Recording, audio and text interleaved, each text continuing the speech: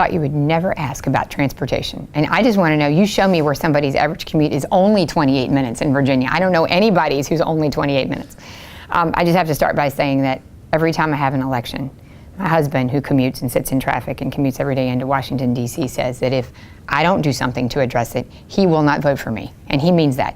The toll that our lack of investment in a smart way in transportation infrastructure, the toll it has taken, both on the quality of life of people who live in the Commonwealth of Virginia and the business climate, is probably unmeasurable right now.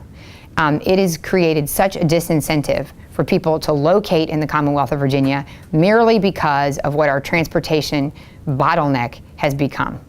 And we are smart people. We have the resources in our budget to fund transportation. It comes down to funding it, number one.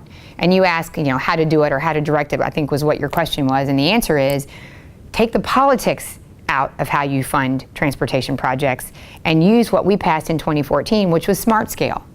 Spend money where it does the most good, where it moves the most people, it moves the most goods and services.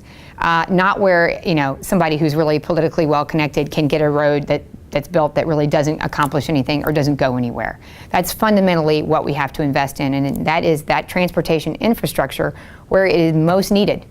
And you consider that in a state that wants to attract manufacturing, and a state that wants to utilize our port, and a state that wants to expand our ability to market things to the global economy, not just around Virginia.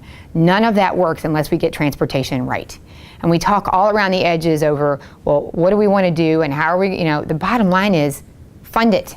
It's that simple. Fund it. And also, if we could engage in some levels of reform at VDOT in terms of the regulatory process through which our transportation projects must go to get to completion, we would also do our communities a great service by working through that regulatory process as well. But fundamentally, we have to fund it.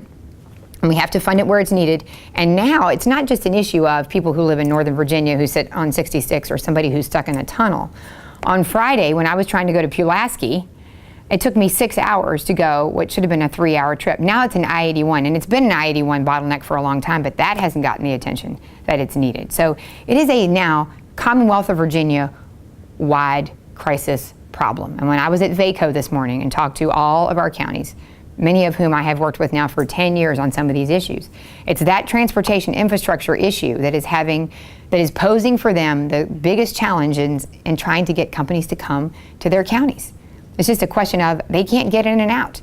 And I come from a family that's got a component of business that's the trucking industry. And when margins are a penny or a half a penny, you can't make money in a state where you can't drive. It's that simple. So for me, it's fund it, but then fund it in a way where you're prioritizing it, you're using smart scale, and you're doing it in the most meaningful way you can.